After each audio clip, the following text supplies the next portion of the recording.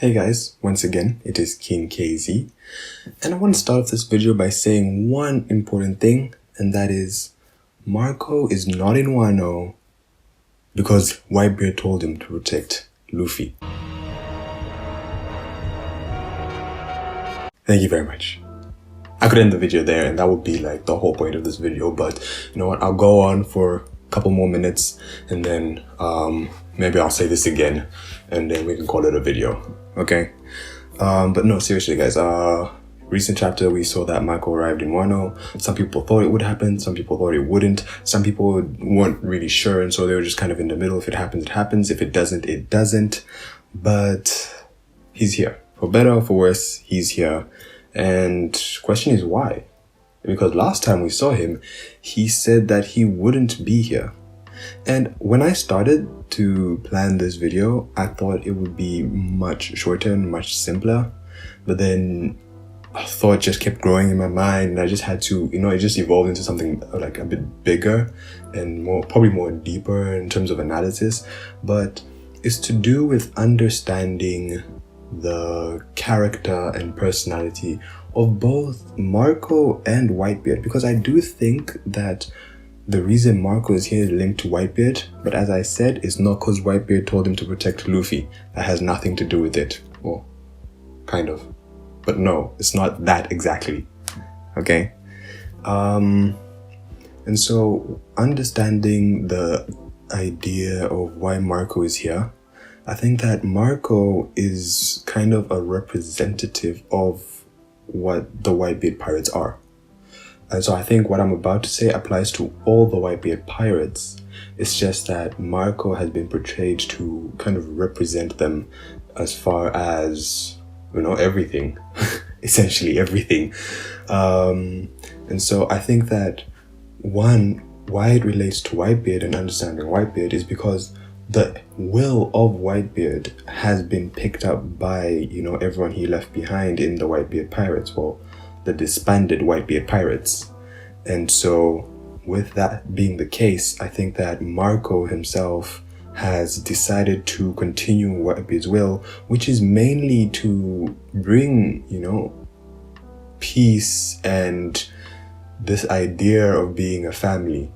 And as much as Whitebeard did it for himself, we all know that he didn't, in the fact that he used to send money to protect islands, to protect his hometown, and that was just what he did for a long time. And everyone knew that he did that, but everyone respected that. And we see that even after Whitebeard died, everyone's still protecting his islands because they too believe in this peace. And I think it's something that this peace is caused by, just what people have experienced of the world government, of the celestial dragons, and, trying to find some kind of place to belong despite the effects of all these things in the world. It's why Whitebeard said he's looking for a family. So, that being said, I think that the Whitebeard pirates and Marco specifically, after Whitebeard died, have been trying to protect this legacy of Whitebeard's, because actually I reread chapter 909 where Neko goes to meet Marco, and he does mention that they're protecting Whitebeard's territories. So it's not just Sphinx Island, but there are other territories that are being protected. And I think that's where, a lot of these other commanders are, or maybe were if they've been defeated by Blackbeard or Weevil. And so I think there'll be probably 2 to maximum of 5 other Whitebeard pirates on that ship entering Wano as well, because they were probably taking care of other islands and then they just picked them up. Same with Izo, that's probably what he was doing when they picked him up. So it's not only Marco who's been protecting Whitebeard's island. And so another thing is that with the payback war, I think in this chapter as well, it's expressed that they didn't just go and fight Whitebeard after the war because they were upset. Actually, Marco makes it sound like they were not going to fight Blackbeard, Teach. But they did anyway, because when he explains it, he says that they were protecting these territories and then Blackbeard invaded, and then that's how it led up, because he invaded and because he was kind of trampling over Whitebeard's legacy. That's how they ended up going into the payback war. They didn't just go after Whitebeard died. So And the way he speaks about it, he makes it sound like he's making an excuse of why he went to, you know, lead the payback war. So I just think that this is also to say that Marco and the Whitebeard Pirates have kind of inherited Whitebeard's will in creating, you know, peace, in destroying kind of like the negative cycle that goes on in the One Piece world with cruelty and all that. And I think why that relates to the whole him coming to Wano is because of Whitebeard's last speech. In his speech, you can, if you don't remember it well, you can probably pause the video here and then go and watch it again. But, you know, if you have, great. And you've come back. If you remember it off the top of your head and you've memorized it, that's great as well. So in his speech, when he's about to die, he says that, well, first he says that someone will inherit Ace's will. Just like, you know, he implies that someone will inherit Roger's will. And I think it's also something you can also see is that someone will also inherit Whitebeard's will, which is mainly Marco and the rest of the Whitebeard Pirates. And so he also says that at some point, someone will come carrying the history of the past decades on his back and challenge the world. そして未来、いつの日か、その数百年分の歴史をすべて背負って、この世界に戦いを挑む者が現れる。Okay, so as the viewers, we all know based on the story to this point that that's going to be Luffy at some point. But I think that throughout the war, that was made obvious to the rest of the Whitebeard Pirates, because when Luffy came in, Whitebeard asked him this question of do you know who you're up against? And Luffy's like, I don't care. So and from then on, even though we knew, like we could see in the world that he was much weaker than everyone, that didn't matter. Because, you know, it was part of Luffy's character, part of his inherited will and all that. And we know the whole point there, but I think in the world that was made obvious to people who are not viewers, so the characters of the story, and that Luffy is this person. Okay? And, you know, Whitebeard says he'll challenge them to a fight. Or to a war, something like that. Something along those words. And this is when, and you know, in his speech implies that this is when change is happening. After all these decades and years and hundreds of years of struggling, this is when it's all going to come together. Okay? And so we know this as, you know, probably the end war in the One Piece story. And I think that now it's been made very clear for Marco and the Whitebeard Pirates that this time is fast approaching. いつか来る、その世界中を巻き込むほどの巨大な戦いを恐れている。 And so after this arc, this Wano arc, we're going to enter the last saga, which includes this war. And this war is basically going to decide a lot of things. And I think that having inherited Whitebeard's will of, you know, creating a family and all that, what it entails, I don't want to go too deep into that, but I think the Whitebeard Pirates would really like to be part of that.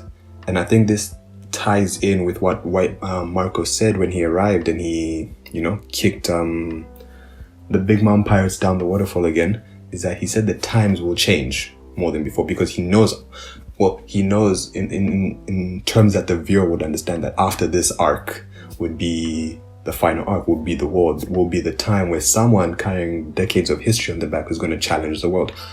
That's what's going to come. That's what's going to start after this arc.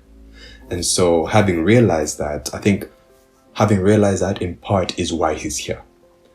And so, I mean, maybe you can ask the question at the same time. I mean, if he realized that before, then why didn't he say that he was coming before? And I think that that's also down to, you know, a couple of events happening in the world and him realizing it, and also him finding the opportunity to seize it.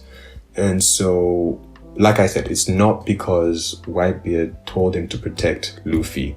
Okay, now let me just go into that for like just a couple of seconds. I know I'm really going long on this, but anyway, it's not because of that, because that was during the war. That was because while Luffy was trying to save his ace, like he was under attack. of something he couldn't handle, and he didn't know that he couldn't handle. Like, he didn't quite grasp how big, like, or how strong people in the world were at that time.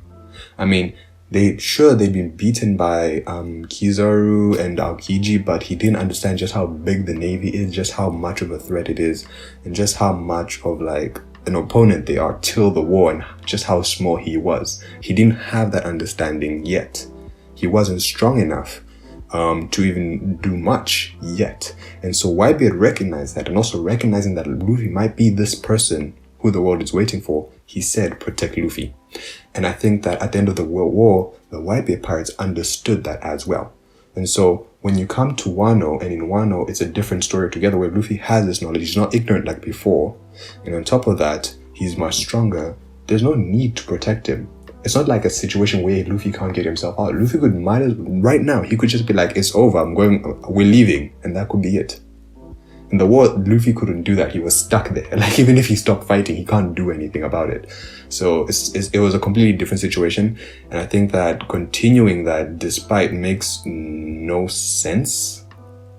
Like, what is their rationale behind it? Okay, he said this like 2 years ago. Let's do it now. Like, why didn't they do it this past 2 years? Why didn't they look for him? Like, it doesn't make much sense. What I think, okay, is that, who knows, maybe they found Weevil and they convinced him to take care of his father's island. That's a very out there thought, but, you know, maybe. More likely is that I think that Weevil is either caught or caught by the Navy. And, you know, with that happening, Marco saw all this. He saw the change happening in the world. He saw that, okay, now things are taking a turn. And he's like, this is the time. Because now Sphinx Island is not in danger anymore. And, you know, he's free to, you know, carry on this will in another way. You know, which would be to help take down Kaido, start this war, and, you know, hope for the best, I guess. But am I saying that Weevil's caught? I don't know. I'm not going to say that he's caught. I'm not going to say that he's not caught. I think that's why I said he's either actually caught or he's quote unquote caught, because we're not sure who actually went to fight Weevil. We're not sure. We just saw some marine sound surrounding him, but I'm pretty sure as much of a threat as he is, they know that he's nothing light. So we don't know who fought Weevil. Maybe he's actually caught, or maybe he's actually not caught and he got caught up with someone else. And so now he's in his own kind of adventure somewhere else. Or maybe he was caught. And maybe that's what the newspaper says. And so Marco thought, you know what, it's safe for now. I can leave for like, I don't know, 2 weeks, come back and it'll be fine. And I think one of these scenarios is probably true. Because mind you, the time when Weevil and the rest of the warlords got, you know, disbanded, I don't know if that's the right word. That was, you know, over a week ago. So a lot can happen in that time. And so that makes sense for me. 12 seconds later. Okay, so one last thing I wanted to address was just the whole thing where it seems like it was a bit confusing as to, one, why it took them the Big Mom Pirates so long to climb the waterfall second time, and two, why it seemed like they were already in Onigashima, but they weren't. And I think that's just due to Oda like making a decision and then going back on it and then having to kind of make that fit in the story. Because I think that's due to just wanting Marco to have an impactful entrance, you know, and doing that parallel where he did something similar to King. And just to make that work, he kind of had to go back on the fact that they were there and say that they weren't. And also that the fact that they took long. And I think it's just, don't think too much about it. Just enjoy it as something really funny and use it for power scaling and just seeing how strong characters are. I don't think it's really that deep where you need to really look into anything like that. Eventually. That is it for this video. Please guys, if you like this video, like the video. If you disliked it, I will not encourage you to dislike, but yeah, you can just move on to the next video. Yeah, anyway guys, please subscribe, and if you know someone who needs to hear the truth, share this video with them. It is King KZ, and I'll see you guys in the next video.